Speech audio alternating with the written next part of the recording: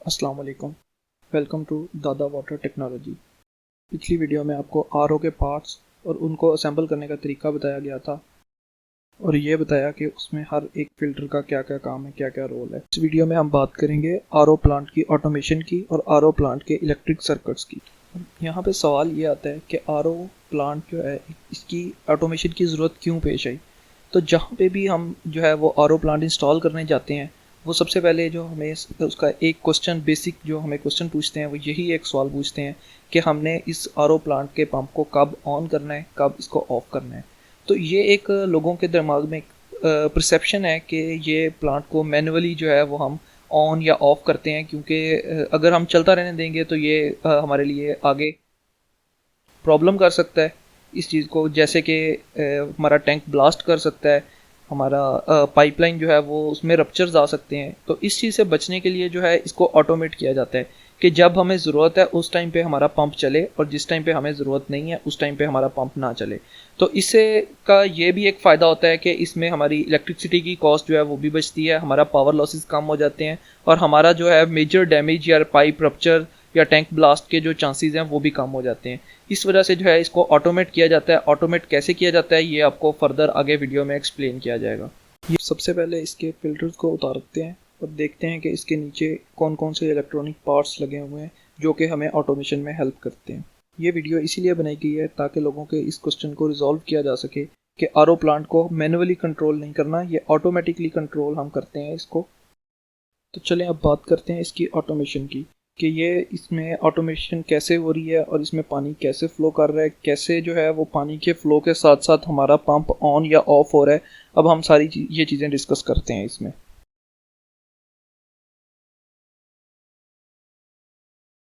Filters उतारने के बाद आप लोग देख सकते हैं कि इसके ऊपर सिर्फ और सिर्फ 5 जो हैं वो इलेक्ट्रॉनिक चीज़ें लगी हुई हैं जिसकी मदद से ये पूरा का पूरा आरओ प्लांट वर्क करता है और ऑटोमेट है।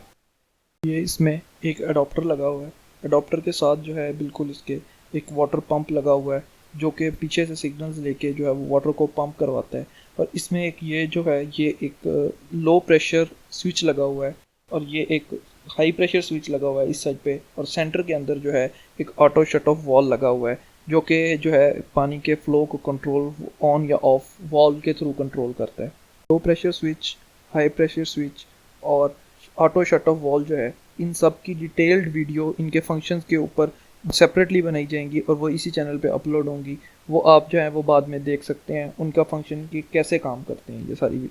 चीज़ें। ये वाटर का इनलेट है, यहाँ से पानी जो है ये प्री फिल्टर में जाता है। प्री फिल्टर क्या होता है इसकी वीडियो पहले बन चुकी है, उसका लिंक आपको डिस्क्रिप्शन में मिल जाएगा, वो आप देख सकते हैं वहाँ से। अब प्री फिल्टर के बाद वो सेकंड फिल्टर में जाता है, सेकंड फिल्टर से वो थर्ड फिल्टर में जाता है। अब प्री फिल्टर में पहले साफ़ होता है, उसके बाद जो है वो सेकंड फिल्टर में ये पीछे पाइपलाइन के थ्रू सेकंड फिल्टर में जाता है, सेकंड फिल्टर में फिर सेपरेटली साफ़ होता है वो दोबारा से, और उसके बाद जो है वो थर्ड फिल्टर में जाता है जहाँ पे उसके अंदर अगर कुछ भी सस्पेंडेड पार्टिकल्स हैं, डस्ट पार्टिकल्स हैं या उसमें इवन स्मेल अगर आ रही है किसी भी कंपाउंड की वजह से, तो वो सारा कुछ जो है वो थर्ड फिल्टर के अंदर साफ़ हो जाता है। इन तीनों फिल्ट्रेशन के बाद बारी आती है पानी को आरओ मेम्ब्रेन में से गुजारने की, ताकि उसको मज़ीद जो है वो साफ़ किया जा सके और उसके अंदर अगर कोई माइक्रो लेवल के पार्टिकल्स हैं तो वो भी उनको भी रिमूव किया जा सके। अब आरओ मेम्ब्रेन से पानी को गुजारने के लिए हमें ज़रूरत पड़ती है पंप की। बूस्टर पंप, बूस्टर पंप जो है ये पानी को तीसरे फिल्टर से जो है वो लेता है और ये इसको आरओ मेम्ब्रेन के अंदर पंप करवाता है। अब जिस तरह आपने देख सकते हैं कि ये हमने तीसरे फिल्टर का जो आउटलेट है इसको हमने ऊपर भेज के जो है हमने इसको पंप का इनलेट बना दिया यहाँ पे। ये बूस्टर पंप जो है ये होता है लिक्विड्स के लिए। मतलब ये कि अगर इसके अंदर कोई कैविटेशन आती है, कैविटेशन मतलब कोई हवा आती है, पानी के अलावा कोई और चीज़ आती है, लिक्विड के अलावा कोई और चीज़ आती है, तो ये पंप जो है ख़राब हो जाएगा। तो इस चीज़ से बचने के लिए कि अगर हमारा पंप पानी जो है वो पीछे से किसी वजह से रुकता है, पानी की सप्लाई किसी वजह से कम होती है, तो हमारी जो है पंप जो है वो उसी टाइम पे शट डाउन हो जाए, इस चीज़ के लिए जो है हम इसमें लगाते हैं लो प्रेशर स्विच। ये साइड पे लो प्रेशर स्विच लगा हुआ है इसके अंदर। स्विच और हाई प्रेशर स्विच दोनों सीरीज़ में लगे होते हैं। मतलब ये है कि दोनों में से अगर कोई एक स्विच भी ऑफ होता है तो हमारा पंप नहीं चलेगा। अब लो प्रेशर स्विच क्या काम करता है, लो प्रेशर स्विच को जब तक पानी मिलता रहता है तब तक जो है वो लो प्रेशर स्विच ऑन रहता है। मतलब ये कि इलेक्ट्रिसिटी पास करती रहती है लो प्रेशर स्विच में से। और जैसे ही सप्लाई कम होती है वाटर की, प्रेशर ड्रॉप होता है, पानी पीछे से आना बंद हो जाता है, तो हमारा लो प्रेशर स्विच जो है वो बंद हो जाता है और इसकी वजह से हमारा पंप भी जो है वो उसी वक्त स्टॉप कर देता है। बात करते हैं हम हाई प्रेशर स्विच की। जैसे ही जो है हमारा हमने टैप क्लोज कर दी, अब टैप क्लोज कर दी तो पानी जो है वो हमारा टैंक के अंदर फिलअप होना शुरू हो जाता है। टैंक फिल हो जाए उसके बाद अगर टैंक फिल हो जाता है हमारा, उसके बाद भी जो है वो पंप चलता रहेगा, क्योंकि उसको सिग्नल स्टॉप करने का सिग्नल नहीं मिला। तो स्टॉप करने का जो सिग्नल है वो उसको हाई प्रेशर स्विच देता है। हाई प्रेशर स्विच कैसे देता है, ये भी एक प्रेशर सेंसिटिव स्विच है, जिसके अंदर जैसे ही जो है वो प्रेशर माउंट हो जाता है, प्रेशर बढ़ जाता है हमारा पाइप के अंदर, क्योंकि आगे जो है उसकी स्टोरेज खत्म हो चुकी है, आगे स्टोरेज खत्म हो गई है, तो वो पाइप के अंदर जब प्रेशर बढ़ जाता है हमारा, तो हमारा जो हाई प्रेशर स्विच है ये ऑफ हो जाता है, तो सर्किट हमारा ब्रेक हो जाता है, जिसकी वजह से हमारा जो है पंप क्लोज हो जाता है, पंप जो है वो ऑफ हो जाता है। उसके बाद अब पंप ऑफ हो गया है, तो उसके बाद अब दोबारा जब हम टैप ऑन करेंगे, प्रेशर रिलीज होगा, तो फिर वापस से जो है वो पंप चलना शुरू हो जाएगा। तो ये जो सारा सेटअप है इसमें ऑटोमेट हो जाता है दोनों तरीके से, कि अगर हमारी सप्लाई वाटर की कम होती है तो भी हमारा पंप स्टॉप हो जाएगा, अगर हमारा यूजेज आगे एंड यूज़ हमारा हम स्टॉप कर देते हैं, अपना टैप क्लोज कर देते हैं, हम आगे नहीं यूज़ कर रहे, तो भी जो है वो हमारा पंप जो है वो स्टॉप कर जाएगा और हमारा सिस्टम जो है वो ऑप्टिमाइज कंडीशन में एक अमाउंट जो वाटर की जो है वो फिल्टर्ड स्टोर रहेगी फिल्टर के अंदर, और बाकी जो है हमारा एक्सेस जो है हमारी इलेक्ट्रिसिटी वो उसको यूज़ करने से हम बच जाएंगे।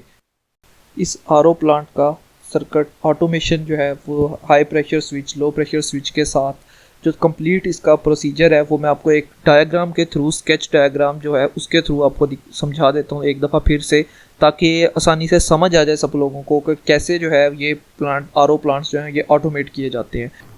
अभी तक की वीडियो अगर पसंद आई हो तो don't forget to hit like, share and subscribe, also press bell notification.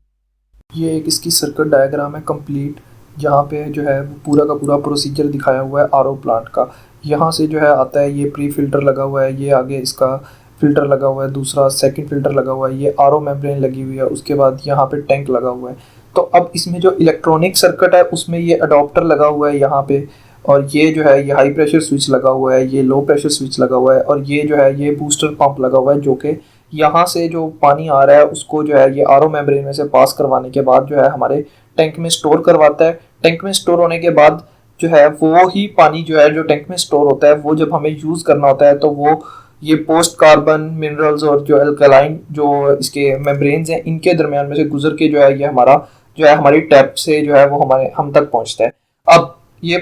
Work कैसे करता है, ये जो है ये वाटर सप्लाई जो है ये जब जैसे ही यहाँ से गुजरता है तो ये चीज़ जो है ये हमारे लो प्रेशर स्विच के साथ अटैच है। लो प्रेशर स्विच की जो एक मतलब प्रेशर सेंसिंग जो पार्ट है वो पार्ट जो है वो इस सप्लाई पे लगा होता है इनिशियल